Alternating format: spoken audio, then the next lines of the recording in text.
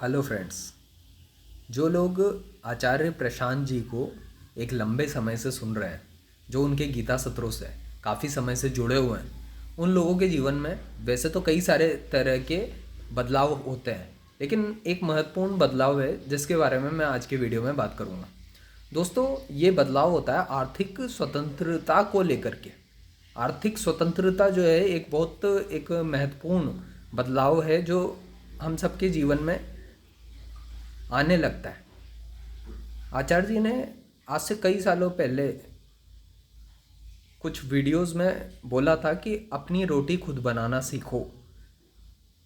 मतलब financially independent होने के लिए जो है आचार्य जी ने हमेशा, चाहे लड़के हों या लड़कियां, सभी को जो है कहा है कि आपको फाइनेंशियली इंडिपेंडेंट होना चाहिए।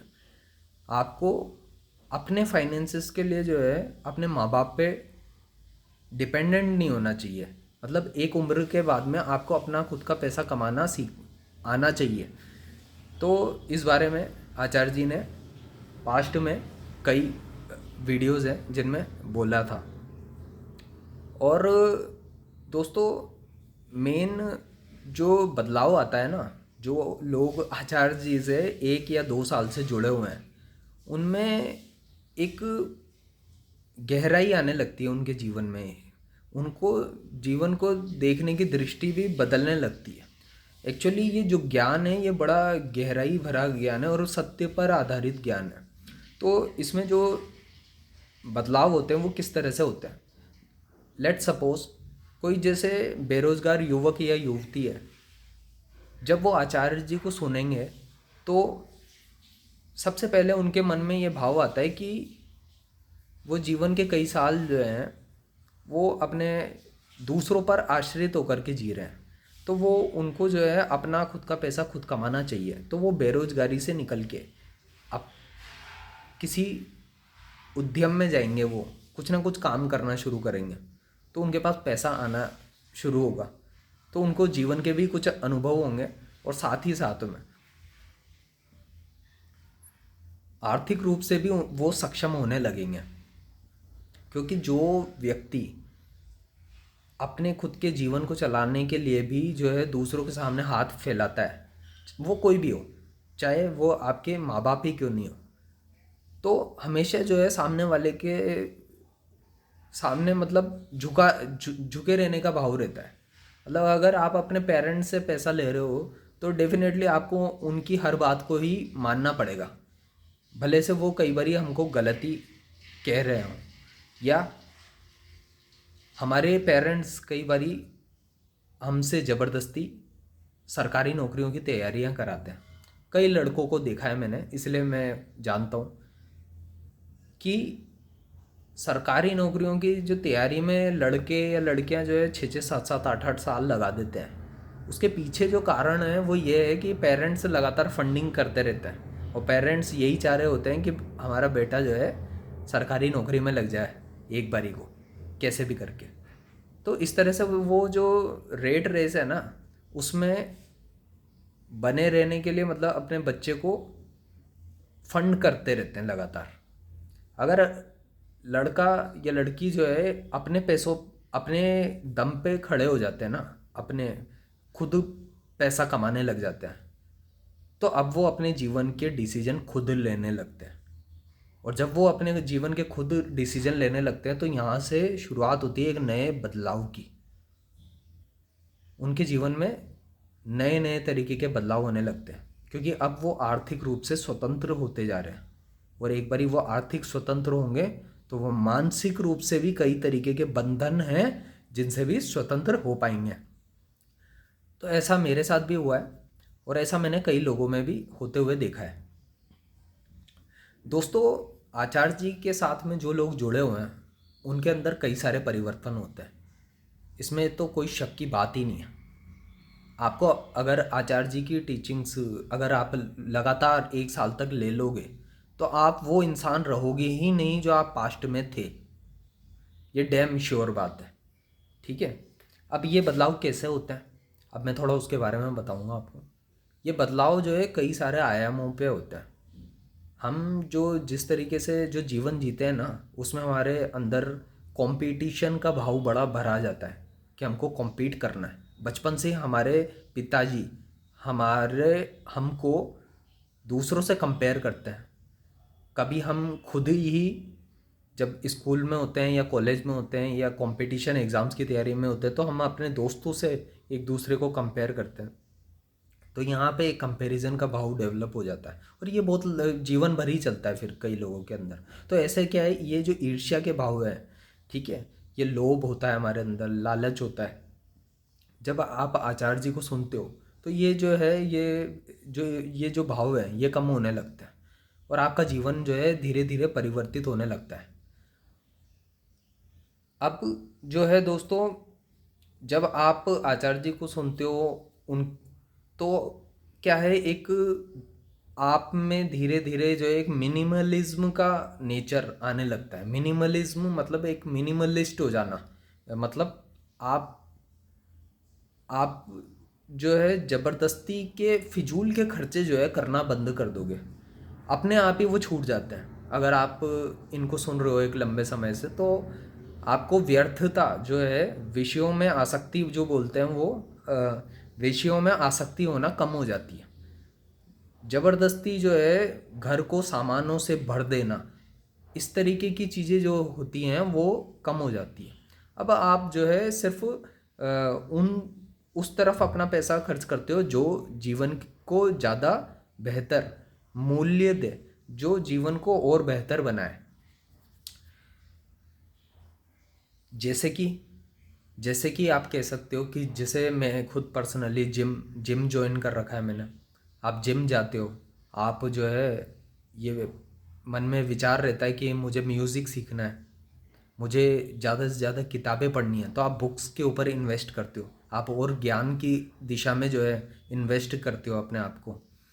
आप ट्रैवल करना पसंद करते हो, आप नए नए एक्सपीरियंसेस करना जीवन में जो है शुरू करते हो, ताकि आपको जीवन में जो है जीवन में कई सारे आयामों को जानने का मौका मिले, ताकि आप अपने व्यक्तित्व को और बेहतर बना सको। तो ये सब चीज़ें होने लगती है जब आप आचार्य जी की शिक्षाओं से जुड़ते हो। आप स्पोर्ट्स क्लब ज्वाइन कर सकते हो, आप थिएटर ज्वाइन कर सकते हो, आप कुछ नया सोचने लगते हो। अब आप वैसे पहले जैसे इंसान नहीं रहते हो जो आप पहले हुआ करते थे, डब्बू से एक ही घर में एक ही कमरे में रहना और एक छोटी सी दुनिया में रहना।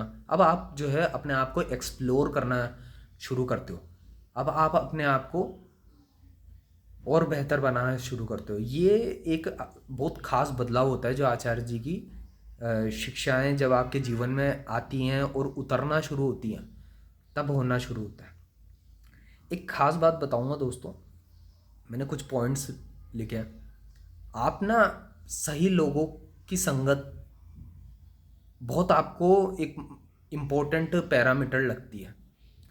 जीवन में जो है कचरा प्रवृत्ति के लोगों की संगत आपको बिल्कुल पसंद नहीं आती है, जो गॉसिप्स कर रहे हैं, जो बकवास कर रहे हैं, जिनके जीवन का कोई लक्ष्य नहीं है या वो सही दिशा में नहीं बढ़ रहे हैं, जो सिर्फ वो जीवन को ऐसे ही एक बहाव है, एक अंधों की नगरी वाले जोन में रहते हैं वो लोग, उनको कुछ होश ही नहीं है। तो ये जो होश और बेहोश वाली जो बातें कही थी आचार्य जी ने कि लोग होशमंद है या बेहोश है, तो आप जो है होशमंद लोगों के साथ रहना पसंद करोगे, तो वही जो है सही संगत के लोग होते हैं। आप जो है पहचानने लग जाते हो, एक बड़ा बदलाव होता है कि कौन सही लोग हैं और कौन गड़बड़ है, ये आपको बहुत अच्छे से दिखने लग जाता है।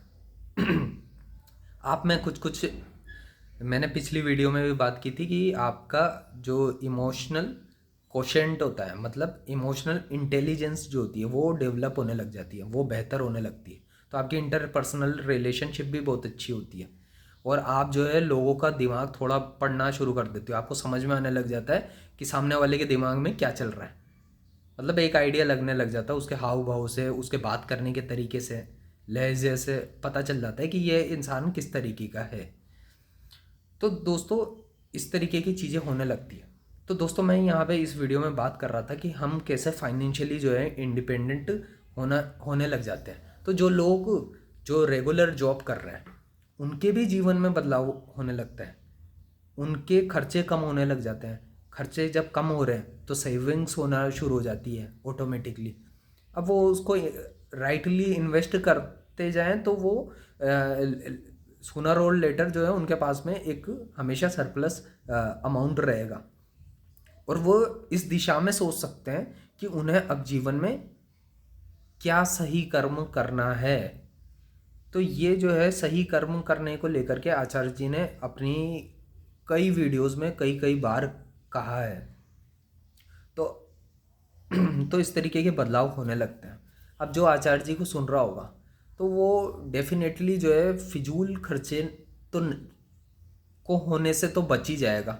जैसे हमारे देश में जो है कई तरीके के ऐसे फिजूल के खर्चे होते हैं, जैसे कि मैरिज के ऊपर जो खर्चा होता है वो एक बहुत ही अननेसेसरी का खर्चा है, जिसको जब आप बड़ी गहराई से देखोगे तो आपको समझ में आएगा कि आप जब मैरिज करते हो तो शादी के टाइम पे आपकी ज़िंदगी के एक मोटी कमाई मतलब 20, 25, 50 लाख रुपए तक एक बहुत बड़ा अमाउंट ऐसे ही खर्च हो जाता है बिना किसी बात के। बस 1-2 दिन के अंदर आपकी ज़िंदगी का एक बहुत बड़ा अमाउंट चला जाता है।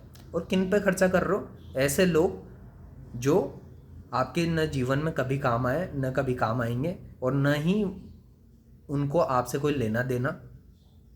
वो सिर्फ आपकी शादी में आते हैं, खाना खाते हैं, चले जाते हैं।